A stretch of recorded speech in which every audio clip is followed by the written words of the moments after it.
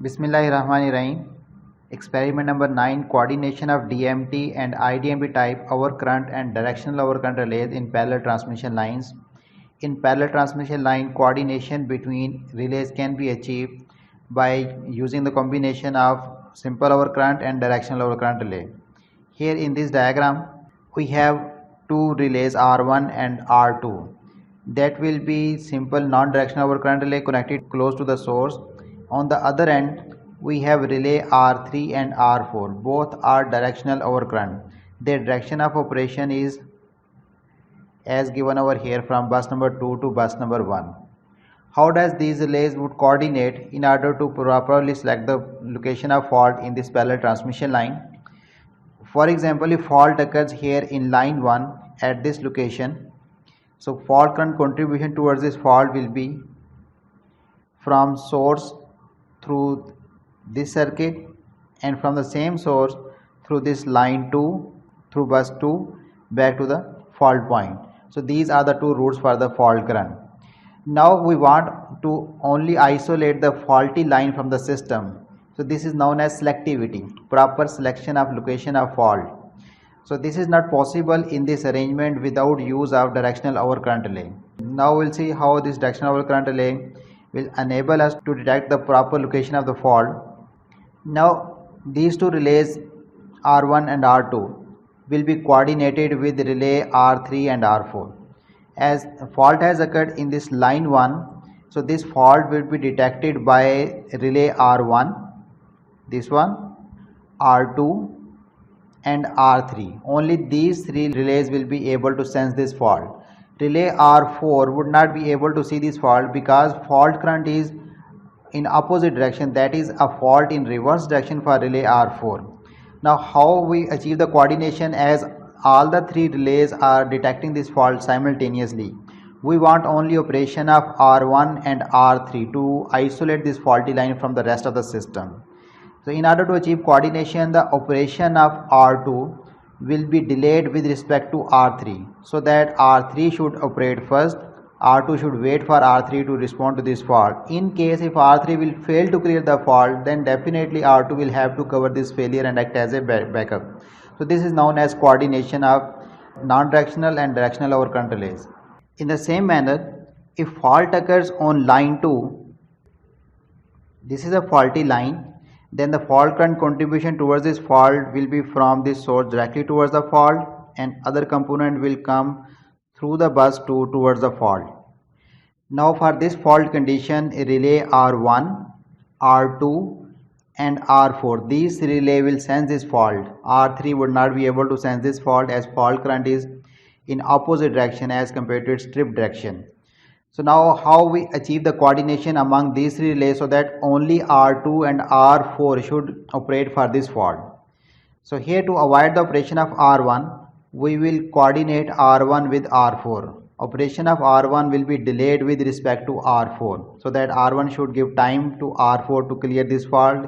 In case R4 will fail to clear the fault, then R1 will act as a backup and clear the fault from that side. So it means R1 operation is delayed with respect to R4. As we have seen in previous case of a fault in line 1, R2 operation was delayed with respect to R3. So here in this condition, R1 operation is delayed with R4. So net result of this coordination is we will have to coordinate R1 with R4 and R2 with R3, so that in case of fault, first the directional relays will clear the fault and then R1 or R2, whichever is required, will trip and open the respective circuit breaker. This is known as coordination of non-directional and directional overcurrent relay for the protection of parallel transmission line. In addition to that, if fault occurs here on this bus 2, then the fault current contribution will be from both lines in this manner towards the fault. Now neither this relay R3 nor this relay R4 will be able to see this fault, as the fault current is opposite to their trip direction. So for this fault, only R1 and R2 will be able to see the fault, and their tripping is required to clear the fault on this bus. So R1 and R2 both will operate their respective circuit breaker and clear the fault. And third thing, if a fault occurs after this circuit breaker CB4, that will be CB5. In this condition, R5 should sense this fault and operate circuit breaker CB5 to clear the fault. In case if R5 will fail to clear this fault, then R1 and R2 should also back up this fault. It means R1, R2 is acting as a backup for R3, R4 and R5. This is how these relays R1 and R2 is providing backup to the downstream relay R3, R4 and R5. Now here in the lab we don't have the required number of directional and non-directional relay to implement this fully complemented diagram of parallel transmission line. So due to this reason, here we have omitted one of the directional relay from this circuit. Actually we don't have non-directional overcurrent relay, extra non-directional overcurrent relay to put over here. So what we have done, we have used this directional relay which was required in line 2 on the other end. We had used this relay at this point.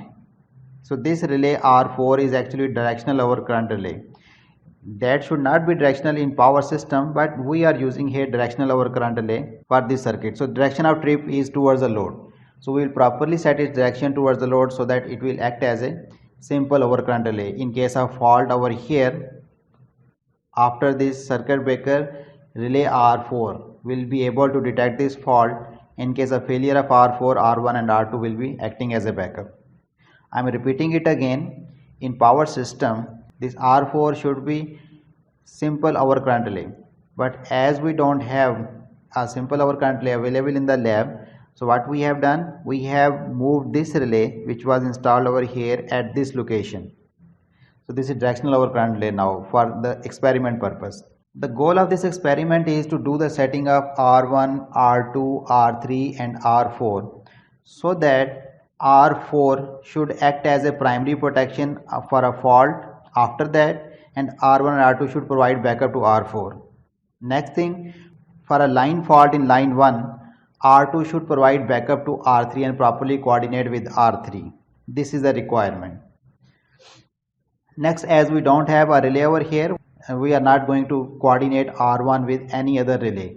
But remember the setting of R1 and R2 will be same. In the lab, this is setup for experiment number 9. Here 3-phase AC source, we will use only one phase, line 1 to neutral. And here we have relay R1 and R2. Upper one is R1, lower is R2. So circuit breakers CB1 and CB2. Then here we have relay R3 and relay R4. This is load 1, circuit breaker R3, R4, this is second load. Here we have a rheostat to control the fault current. Now in order to implement this circuit in lab, follow the instruction that I will show you over here. This source is a variac. The input of this variac is fixed at 220 volt. On the secondary side, with the help of this variable knob, we get 100 volt. Experiment will be performed at 100 volt.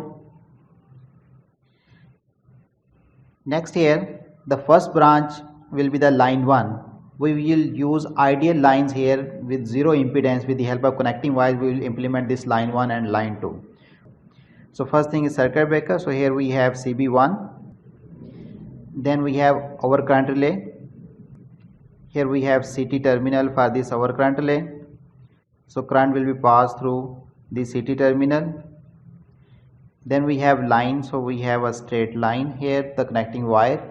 We are going to connect these relays directly into the system without CT. Reason because current is not too high. These relays can be directly connected into the system. Next is first comes the relay, then circuit breaker. So first this current will be allowed to pass through a directional overcurrent relay. Directional overcurrent relay has two inputs. One will be the CT current terminal. This is CT terminal. Another will be PT voltage terminal. So this current will be passed through current terminal so that relay can sense the current. And next we have the circuit breaker CB3. This was the relay 3. So here we have R1. This is R3. Here we are on the other side of the circuit breaker CB3. So this was CB1, this is CB3. Now the second line, from this point we implement the line 2. First comes the circuit breaker 2. Then we have simple overcurrent relay. So this is CT terminal of that overcurrent relay.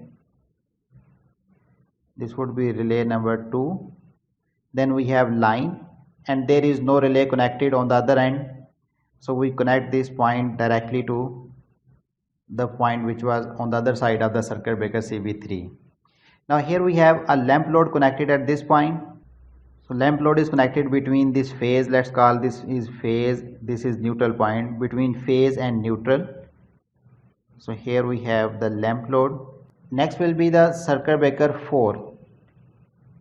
So from this point onward we have CB4, and then we have another directional overcurrent relay. I have already explained why we are using here directional overcurrent relay, due to unavailability of simple overcurrent. So this directional overcurrent relay will have two inputs, CT terminal and PT. So current will pass through this CT terminal, and here we have the second load connected between phase and neutral. Now we want to apply the voltage across this relay R3 and this relay R4. This is relay R4. So that the directional overcurrent relay can determine the direction of flow of current. So look here, the connection will be very simple. One end should be connected to the phase, other end should be connected to the neutral. So here phase can be connected directly from this terminal, which was either coming out of CT or before CT, it is up to you. Then the other terminal is connected to neutral. So here I have made its neutral connection. Same is the case here, this PT terminal will be connected to phase from this line, and other is connected to neutral. So we have applied the polarizing quantity to the potential coils. Next comes the control of the circuit breaker through relays. For that purpose, we use a normally closed contact of these relays. So here we have normally closed contact NC of R1, NC of R3, NC of R2, this is NC of R4. NC stands for normally closed contact. Now we are going to connect this NC contact terminal with the relay terminal of these circuit breakers. You can go through the video of circuit breaker operation to understand the control of circuit breaker with the help of relays. Now here is how we are going to connect. Relay 1 is connected with CB1. This relay 2 is controlling CB2. When relay will trip, its normally closed contact will become open, so it will trip the circuit breakers. Relay 3 is controlling CB3, and this relay 4 is controlling CB4, like this. When all the circuit breakers are closed, so there will be two paths for the flow of power from this source towards the load, line 1 and line 2. If one line will be out of service, other will be there to keep the continuity of supply as it is. So this diagram will help the student to implement this setup in the lab. Next, to implement the fault, we use a rheostat which will be used to control the fault current up to the required limit. One end of this rheostat will be connected to the neutral point, other will be the variable terminal which will be in floating condition. We will connect this floating point either here at this point to create a fault after CB4, or here this point to create the fault on bus 2, or here to create the fault on line 1. So this point will be connected at different points to create a fault on the required location, and see how the relays are going to coordinate with each other. Next we will see how we can do the setting of DMT and IDMT overcurrent relay to coordinate these relays. First we take example of DMT overcurrent relay. In case of DMT overcurrent relay, to set the pickup value of these relays, we need these two currents, I load maximum and I fault minimum. For experimental purpose, I fault minimum and I fault maximum will take the same value. We use the pickup setting by using the same fault current, and we are going to coordinate relays at the same value of current. But practically, I fault minimum is used for the relay pickup setting, and I fault maximum is used for relay coordination time calculation. But here we will use the same. Students will be provided by this value IF minimum during the lab experiment. each group may have different value. Now let's say IF minimum that we are using here is 5 ampere, and I will do all the calculation for this 5 ampere. Next comes the I load maximum load that is flowing through different type of relays, starting from relay R4. So we always start the selection of pickup as well as the time setting from the downstream relay. So R4 is the downstream relay. As we can see, only load of one lamp is passing through this relay R4. So its I load maximum will be equal to 0.21 ampere. I have explained the calculation of this I load maximum for this lamp load in detail in the instruction of experiment number 8. Students are advised to go through those instructions. So this is I load maximum for relay R4, and IF for this relay will be 5 ampere. So criteria for the pickup setting is pickup should be, so let's call it I set for 4. It should be greater than 2 times of load, which will become 0.42, and it should be less than 1/3 of fault current.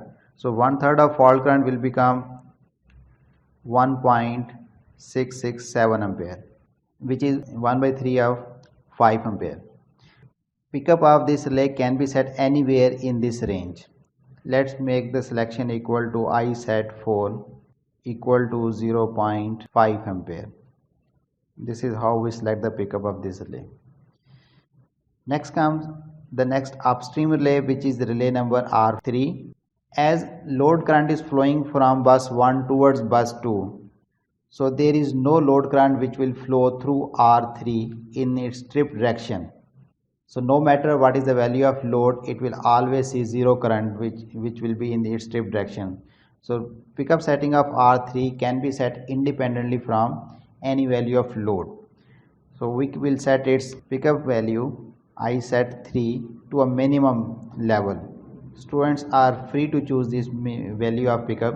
So here for this particular example, I am selecting this, let's say 0.2 ampere. Next upstream relays are R1 and R2. So let's do the setting for R1.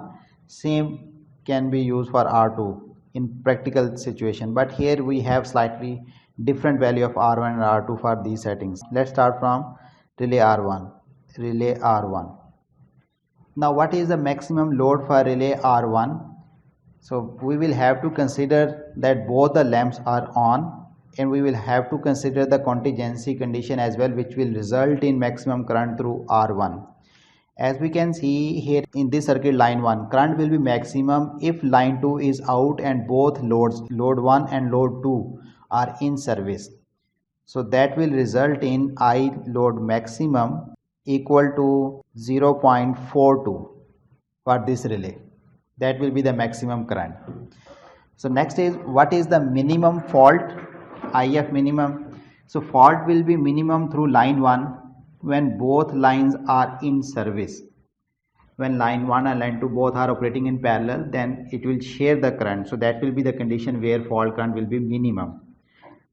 So IF minimum, we are doing calculation for 5 ampere. So ideally in power system, that current get distributed among line 1 and line 2 as 50% in line 1, 52% in line 2, 2.5 here in line 1, 2.5 in line 2. But we have a very special case here in the lab.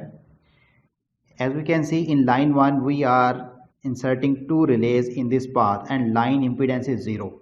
The only significant impedance in this path of line 1 is actually the impedance in CT terminals here inside the CT, because in order to convert the current into voltage that will be measured and processed by the processor, here this current is passed through a small resistance here, CT terminal, and that current get converted into a voltage that will drop across that resistance, and then that will be used onward. Although that resistance is very small, but here as we are using line impedance equal to 0, so that impedance of CT terminal of relay will become significant. 2 of those impedances or resistances are in the path of line 1, and there is only one such resistance in the path of line 2. So due to this reason, the impedance of these two lines are not equal. So they are not going to equally share the current. So current distribution will be like this, because here impedance is highest. So current here in this circuit will be 1/3 of total current, and current here in this circuit will be 2/3 of total current. And if fault is over here, 1/3 of current will take the line 1 path, and 2/3 of the total fault current will take line 2 path. So that's why IF minimum for this relay R1 will be equal to 1/3 of 5 ampere, and that is 1.667 ampere. Now the criteria for the pickup is I set of relay 1 should be greater than 2 times of the load, that is 0.84 ampere, because this is maximum load, less than 1/3 of IF minimum, 1/3 of 1.667, which if I simplify will become 0.84 ampere. I set 1 and should be less than 0.556 ampere. From this inequality we can see it is impossible to set a current which is at the same time greater than 0.84 and less than 0.556. Now due to this we know that our preference in the radial system will be to make the system highly secure. We will not consider this limit here. We will violate this limit and set our pickup setting according to this criteria, which is the current should be greater than 2 times of load current. So we will consider only this one.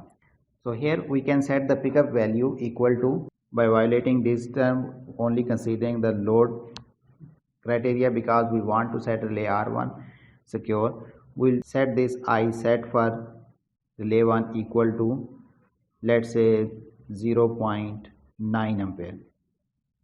So this is set current for this relay R1. Now we are going to do the same calculation for R2. For relay R2, we first find out the I load maximum. Similar argument can be given which I have given for relay R1. This I load maximum will be when line 1 is out and both the loads are in service. That will become 0.42 ampere. 0.21 for load 1, 0.21 for load 2. This is the maximum load. Now comes the value of IF minimum. IF minimum here will be when both lines are in service. I have already mentioned that the distribution of current will be 1/3 of fault over here and 2/3 of fault, and will flow through this path. So 2/3 of 5 ampere for which we are doing our calculation. This is the set current, fault current. So IF minimum will become 3.33 ampere. Now the criteria for the pickup is pickup current should be greater than 2 times of maximum load and 1/3 of IF minimum. So criteria is I set for relay 2 should be greater than 0.84, that is 2 times of maximum load, and less than 1/3 of IF minimum, that is 1.11 ampere. So we can easily set the pickup for these two relays. And here if we want to keep the pickup setting of R1 and R2 same, we can set the pickup of this R2 as I set 2 is equal to 0.9 ampere, because this value 0.9 satisfies the limit criteria for this relay. After selecting the pickup for all the 4 relays, next comes the time settings. Here first I will do the time setting for DMT relay, then it follows the IDMT relay. In case of DMT, if I show you the manual, students will perform this experiment by assuming that R4 is 0.5 second and 1 second. There are 2 settings for which coordination will be done in DMT. Now we'll take the first case 0.5, starting from the relay R4. So for R4, time is given as t is equal to 0.5 second. And for all the experiment that we perform in the lab, we use coordination time as equal to 0.55 second. What is this coordination time? Its detail I have mentioned in the instruction set of experiment number 8. Go through that instruction to have the idea about this coordination time.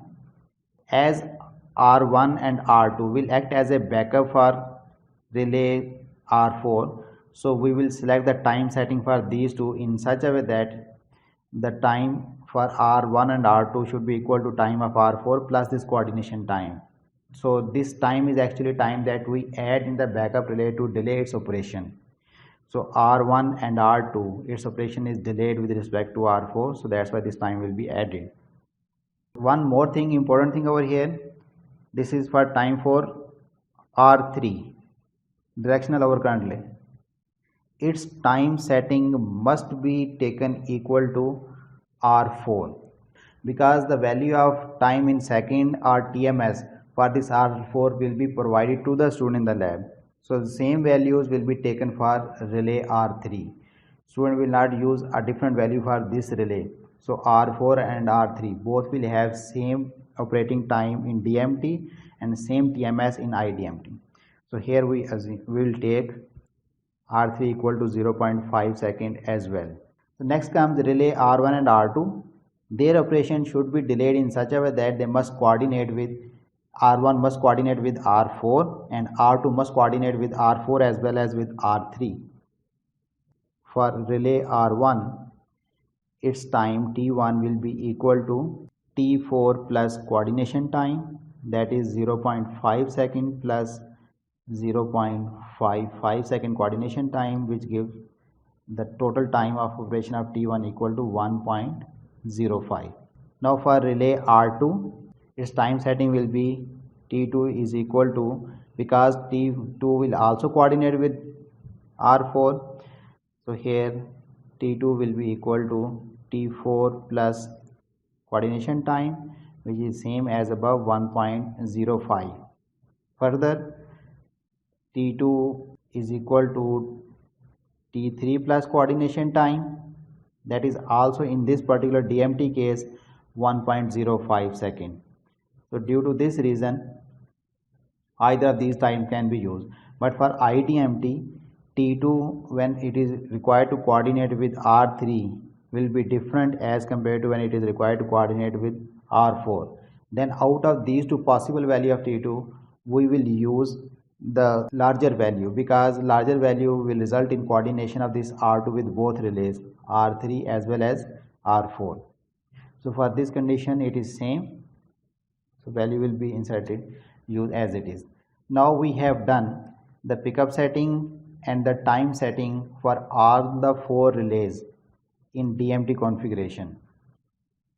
One more thing, the direction of trip for these relays should be properly set. R3 must be set to operate in this direction and R4 must be set to operate in this direction. If they are not operating in their required direction, student will have to change their direction as they have learned to change their direction in first set of 7 experiments. Now question is how the student can verify which one is the trip direction. Simple, when all the relays on circuit breakers are on, just put a fault over here at this point. Make sure that R4 is reset. If R3 is picking that fault, it means R3 is in not proper direction. We will have to reverse that direction, because for this fault at this point, R3 should not see the fault. If direction of R3 is proper, then set the relay R4 and see whether it is responding to this fault or not. If it is not responding to this same fault, it means R4 is not in proper direction. So make it direction proper. R4 must respond to this fault and R3 must not respond to the same fault. This is how we can determine the direction of their trip. To test this, make sure that this breaker CV2 is open so that the current is taking this path from line 1 through these 2 relays and to the fault point. So the student will do the setting in the relay and then perform these case studies, case 1, case 2, case 3. Fill the results to mention why the tripping has occurred in that manner that you have observed. Justify your observation by your reasoning. Second task is coordination of overcurrent and directional overcurrent relays for the protection of parallel transmission line when they have IDMT characteristics. So students will do this task for two different settings. So these TMS setting will be provided to them during the lab experiment. Then for relay R3 they will use this setting as it is, and for the rest of the two relays they will have to perform the calculation. So criteria for the pickup setting of these relays in IDMT characteristic is same as for DMT characteristics. So we use the same pickup as we have already calculated. Only the difference will be the time setting. This time will be in TMS, and we will have to select the TMS of all these four relays so that they must coordinate with each other. So characteristics of these relays are standard inverse. The equation for standard inverse characteristic is, by substituting the value of IF, I set and TMS, we can determine the operating time of the relay, and if time is known to us, fault current is known to us, set current is known to us, we can find out the TMS, or we can determine the value of I set if T is given to us, TMS is given to us. Now let's start assigning the TMS value to these four relays so that these relays are coordinating with each other. Starting from relay R4, let's say its TMS value is equal to 0.2. So TMS of R3 will also be same. Relay R3 TMS is also equal to 0.2. Now we want to see the operating time of these relays R4 and R3 when maximum fault current flows through the system. So maximum fault condition will be when fault occurs here, and for our particular example we have assumed that this maximum fault is 5 ampere.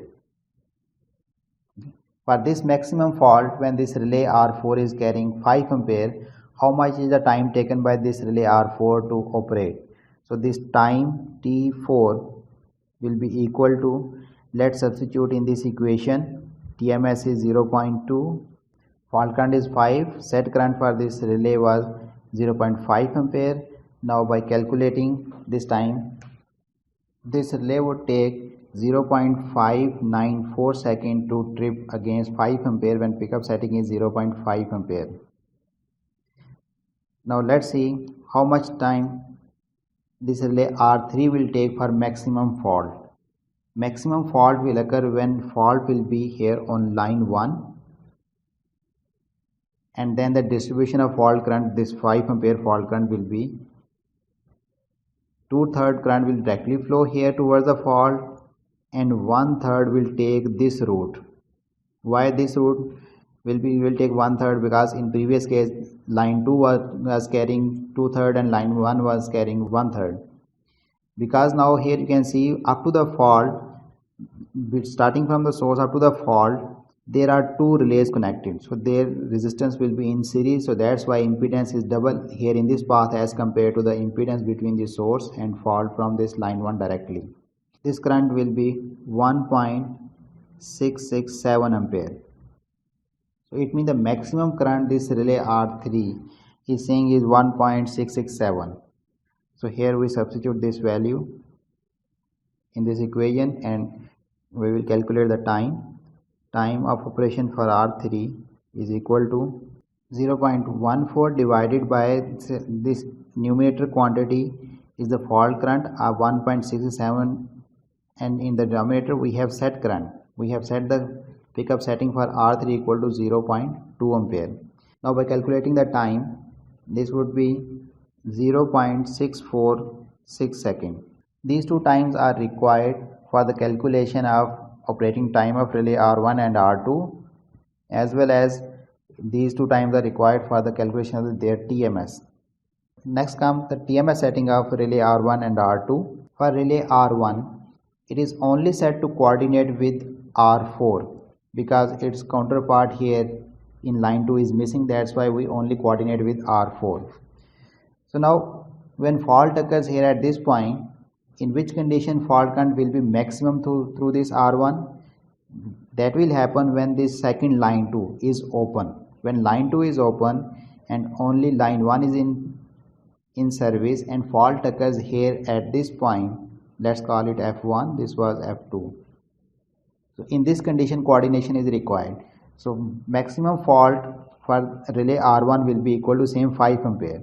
First we calculate the time required for the operation of relay R1.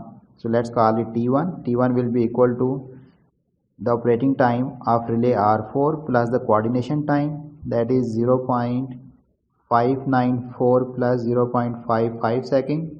So T1 is equal to 1.144 second. So for this value of T1, when fault current is equal to 5 ampere and pickup setting is 0.9, what is the value of TMS? Here we do the calculation for TMS. TMS of relay 1 will be equal to, by using the same equation here, but this time we solve it for TMS. So this is the equation solved for TMS. Let's substitute the value. IF will be 5, ISAT will be 0.9. The TMS value will be 0.285. This is the selected value of TMS. Now this TMS cannot be set in relays available in the lab because we can set TMS only up to 1 digit after decimal point. So we will have to either round it up to 0.3 or round it down to 0.2. We have discussed in detail what will be the impact of rounding it up and down on the ISAT value. If we round it up, so ISAT we will have to reduce, and if we are going to round it down to 0.2, we will have to increase the ISAT value of relay R1 so that the trip time remains same, T1. So as we have set this ISAT value already at boundary was 0.84. It's quite possible that by setting this to 0.3, we will have to reduce the pickup setting less than 0.84. So that is not acceptable. So we will go for the second option. We will round it downward and increase the pickup. Let's select the TMS1 for relay R1 equal to 0.2. Now we will have to calculate the value of ISAT which will produce for this TMS exactly this much delay, 1.144 second. So new calculation are required for ISAT. So detail of calculation of ISAT, how we can convert this formula to calculate ISAT is given in the instruction set of experiment number 8. Go through that formula. Here I am going to use the result directly. This is characteristic equation solved for current IS. Now we will substitute the value of these parameters to find out the value of ISAT for relay R1. ISAT 1 will be equal, fault current is 5 ampere, TMS is 0.2, total time is 1.144 second which is required, plus 1 raised to power 50. After solving this equation we get ISAT will be 1.492 ampere. This will be the set current. Let's verify the other way around. If we round this TMS in upward direction, let's say what will be the new value of ISAT. So this value is at TMS 0.2. Let's repeat the calculation for TMS equal to 0.3. So ISAT, if we select the TMS 0.3 is 0.824 ampere. Here we can see definitely this is violating the limit 2 times of maximum load current. So we cannot select the TMS 0.3. The only possible, or you can say the acceptable solution is TMS 0.2. So that is the TMS for relay R1. Now let's do the same calculation for TMS for R2. For relay R2, it has to coordinate with R4 as well as R3. We will calculate the TMS value of R4 to coordinate with R3 as well as for R4. Whichever TMS will be higher, that will be selected for R2. Now here, to coordinate it with R4, the criteria that we have discussed for the selection here for R1 is same. So here we can see the time for relay 2 will be 1.144 second. Corresponding to this, TMS will be equal to 0.2 and I set current to be adjusted to 1.492. So closest value is 1.49 ampere. Now if we want to coordinate the same relay with R2 with R3, what should be the time for R2? That will be time taken by R3 plus the coordination time, that is equal to R3 will take 0.646 second, 0.646 second plus coordination time is 0.55, and that is equal to 1.196 second. So this is the operating time of the relay. And when we are coordinating R2 with R3, we have seen that the fault current which will flow here, that will be 1/3 of 5 ampere. So 1/3 of 5 ampere will be 1.667 ampere. So coordination will be achieved at this current IF. So let's substitute these values in the equation to find out the value of TMS. TMS2 will be equal to 0.106. We cannot set this TMS into the relay. So our TMS selection to coordinate this relay with R3 will be either round it up to 0.2 or round it downward 0.1. So whether we round it up or round it down, we can clearly see here rounding it down will not be our choice. Reason, because if we round it downward, TMS will become smaller than the TMS we have already calculated over here. So due to this reason, we will accept this TMS which is higher than this actual TMS. But if we round it in upward direction, so that will result in a reduction in pickup setting. So due to this reason, pickup is already at boundary, so that would not help us. So this is not possible because it will result in reducing the pickup below 0.84 ampere. This is possible, but we are not going for this value because if we set the TMS 0.1, it is already calculated 0.2 for the coordination between R2 and R4. So this is our selection of TMS. So how we have made the decision between them? Higher value of TMS will be selected, that is we have calculated for coordination between R2 and R4. So coordination between R2 and R3 will automatically get achieved at this TMS 0.2. So now we can write the final values of pickup setting and TMS setting for these relays for its proper coordination. For this system, we have done the calculation and final results are: for relay R4, I set is 0.5 ampere and TMS is 0.2 that we have selected. Next is for relay R3, I set was 0.2 ampere and TMS will be same as TMS of R4, that is also 0.2. Then for R1, its set current was calculated to be 1.49 ampere and TMS was same as 0.2. By adjusting the pickup, we can achieve the coordination. Then for relay R2, its I set was also equal to same 1.49 and TMS will be 0.2. This is how we will coordinate these four relays. We have done their calculation. Student will do these calculation for two different settings.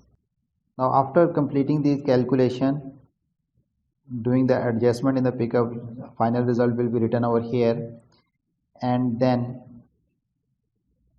these are the final settings after proper adjustment. So this will be helpful to insert in the relay without getting confused. Student will fill out these cases for setting number 1, whatever will be their setting number 1. Complete this, write the value, status of the relay and tripping time of different relay has tripped. Thank you very much.